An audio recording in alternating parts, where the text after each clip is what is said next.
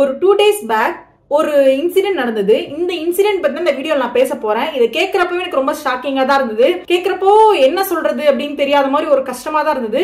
But இதை வந்து உங்க எல்லாருக்கும் புரிய வைக்கணும் அப்படின்றக்காக தான் இந்த வீடியோ நான் போடுறேன். இப்போ 2 நாளைக்கு முன்னாடி அப்படின்னு பாத்தீங்கன்னா, நம்ம எல்லாருமே வேலை தேடி வர ஒரு ஊர், நம்ம எல்லாரும் வாழ்ந்துட்டு இருக்க ஒரு ஊரு, நம்ம எல்லாருக்கும் தெரிஞ்ச பிரபலமான ஒரு ஊர் நம்ம சென்னை.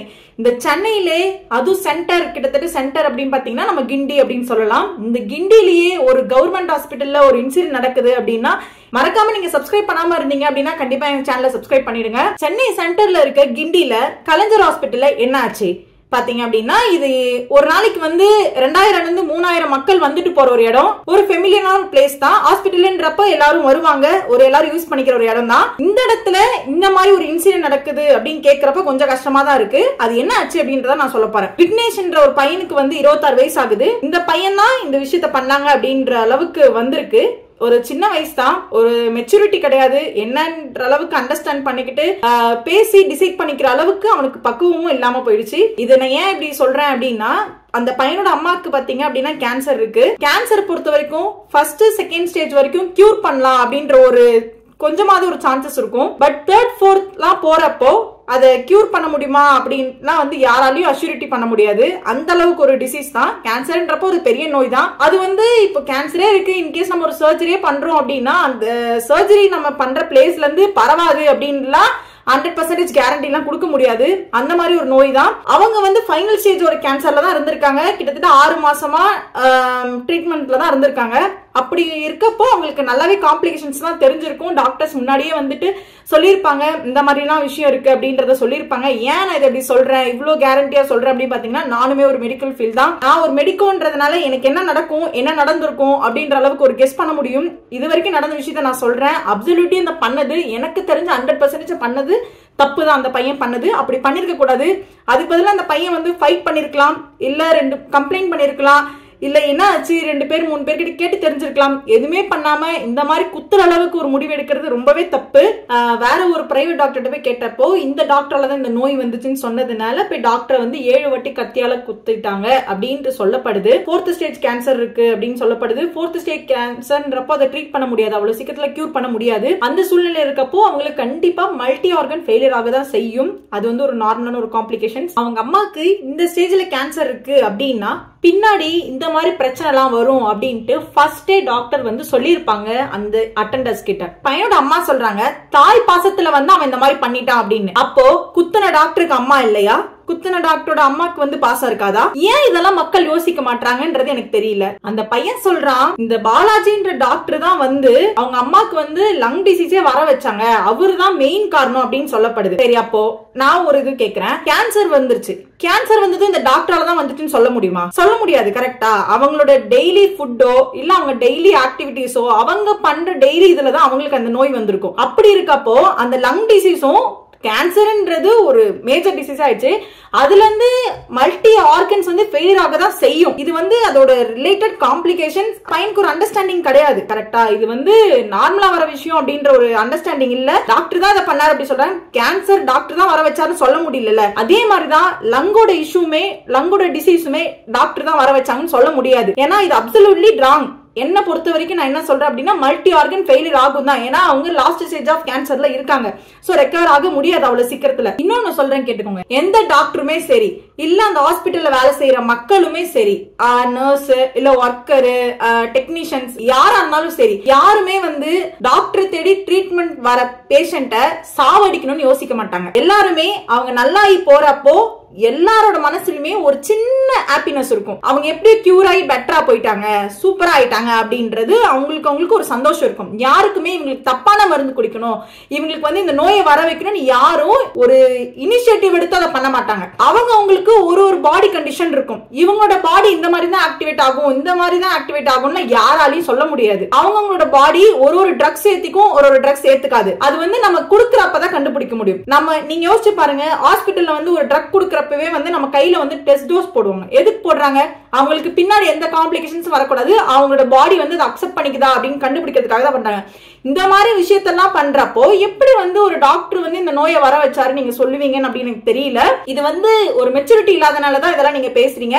எப்படி அவங்க வந்து ஒரு டாக்டர் ஆகுறதுன்றது ஒரு ஈஸியான விஷயம் கிடையாது என்ன பொறுத்த வரைக்கும். நீங்க யோசிச்சு பாருங்க, ஜெனரலி வந்து 12th முடிச்சுட்டு ஒரு நார்மலா வந்து பிஎஸ்சி கம்ப்யூட்டர் சயின்ஸ் இல்ல பிஎஸ்சி பிசிக்ஸ் படிக்கிறவங்க எல்லாம் ஈஸியா படிச்சுட்டு ஒரு வேலைக்கு போயிடுவாங்க, கரெக்டா?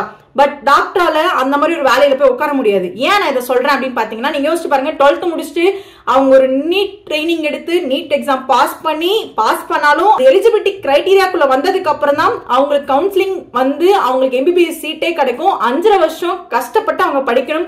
அடுத்தது நீட்டுக்காக ட்ரைனிங் போய் நீட்டை உட்காந்து டைம் ஸ்பெண்ட் பண்ணி படிச்சு அதுல பாஸ் பண்ணி அதுல எலிஜிபிலிட்டி கிரைட்டீரியா வந்தா மட்டும்தான் அவங்களுக்கு எம்எஸ்ஓ எம்டிஓ பண்ண முடியும். இந்த மாதிரி சூழ்நிலைக்கு கிட்டத்தட்ட 10 வருஷம் அவங்களோட ப்ராக்ரஸ் இதுல இருக்கும். ஃபேமிலி வந்து என்ன நினைச்சிட்டு இருப்பாங்க, ஒரு ஒர்க் பண்ற பிளேஸ்ல வந்து ஒருத்தவங்க கத்தியால குத்தப்படுறாங்க அப்படின்னு கேட்கிறப்ப கொஞ்சம் கஷ்டமா தான் இருக்கு. இப்போ யோசிச்சு பாருங்க, அவங்க வீட்டுல இருந்து அவங்க ஒர்க்குக்கு போறாங்கன்னு அனுப்பிச்சு வச்சிருப்பாங்க. ஒர்க்குக்கு வந்தப்போ அவங்க அம்மாவோ இல்ல அவங்க ஒய்ஃபோ இல்ல அவங்க ஃபேமிலியில யாராவது கால் பண்ணி ஹாஸ்பிட்டல் ரீச் ஆயிட்டீங்களான்னு சில பேர் வீட்டுல கேட்பாங்க.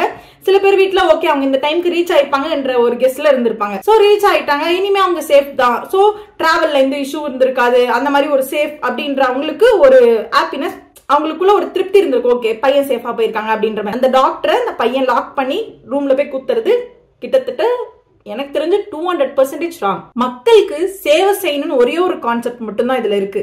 மக்களுக்கு சேவை செய்யணும்னு சொல்லிட்டு அவங்களுக்கு சாட்டர்டே சண்டே லீவ் கிடையாது, கவர்மெண்ட் ஹாலிடே லீவ் கிடையாது. எந்த கவர்மெண்ட் ஹாலிடே, ஈவன் நம்மளுக்கு நம்ம நாட்டுல எஸ்பெஷலி பெரிய ஒரு ஹாலிடேஸ் அப்படின்னு பாத்தீங்க அப்படின்னா தீபாவளி பொங்கல்.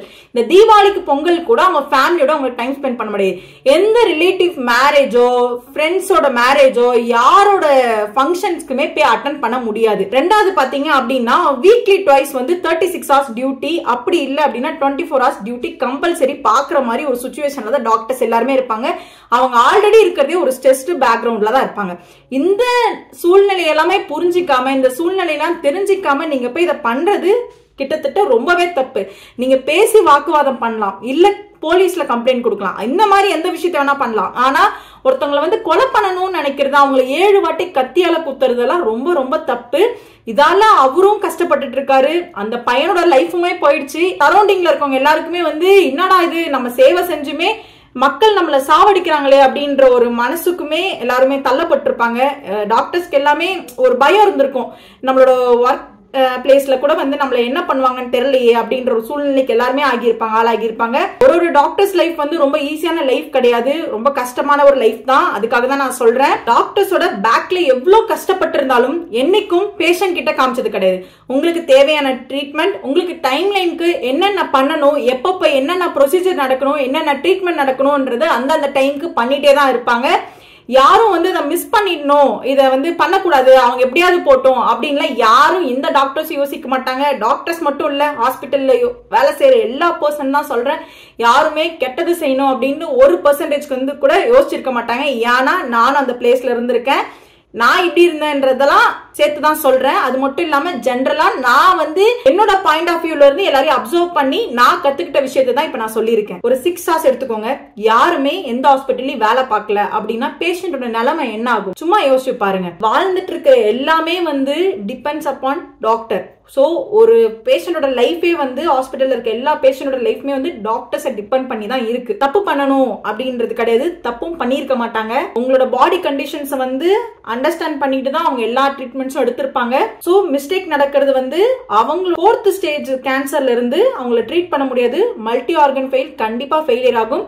அந்த ஒரு சூழ்நிலை தான் உங்களுக்கு லங் டிசீஸ் வந்து இருக்கு. வேற எந்த சூழ்நிலையுமே இந்த டாக்டர் தான் பண்ணாங்க என்று அப்சல்யூட்லி சொல்லவே முடியாது. இன்னொரு விஷயம் தெரிஞ்சுக்கோங்க, உங்களுக்கு உடம்பு சரியில்லை இல்ல எனக்கு உடம்பு சரியில்லை, ஒரு டாக்டருக்கு உடம்பு சரியில்லை அப்படின்னா இமிடியேட்டா லீவ் எடுக்க முடியாது. நினைச்சாலும் லீவ் எடுக்க முடியாது, எவ்வளவு உடம்பு சரியில்லாலும் லீவ் எடுக்க முடியாது. அந்த மாதிரி சூழ்நிலை தான் ஒரு டாக்டர்ஸும் இருப்பாங்க. நீங்க ஐடில ஒர்க் பண்றப்போ இன்கேஸ் உங்களுக்கு ஒரு ஃபீவர், நார்மலான ஒரு சின்ன ஃபீவர்னா கூட நீங்க லீவ் போட்டுக்கலாம். பட் எப்படிப்பட்ட ஒரு ஃபீவர்னாலும் நீங்க லீவ் எடுக்க முடியாது. அந்த மாதிரி சூழ்நிலையெல்லாம் போயிட்டு மக்களுக்கு சேவை செஞ்சுட்டு இந்த மாதிரி ஒரு முடிவெல்லாம் இனிமே தயவு செஞ்சு பண்ணாதீங்க. இது டாக்டர்ஸ் வந்து இந்த மாதிரி பண்றது வந்து ஒரு லாஸ்ட் வீடியோவா இருக்கணும். இதுக்கப்புறம் இந்த இன்சிடென்ட் வந்து நம்ம நாட்டிலே நடக்கக்கூடாது அப்படின்னு ஆசைப்படுறேன். முடிஞ்சா என்னோட வீடியோ வந்து ஷேர் பண்ணி கொஞ்சம் எல்லாருக்கும் ஒரு அவேர்னஸ் கொண்டு வாங்க. அதுதான் நான் உங்ககிட்ட கேட்கிறேன். மறக்காம என் சேனலை சப்ஸ்கிரைப் பண்ணாம இருந்தா சப்ஸ்கிரைப் பண்ணிடுங்க.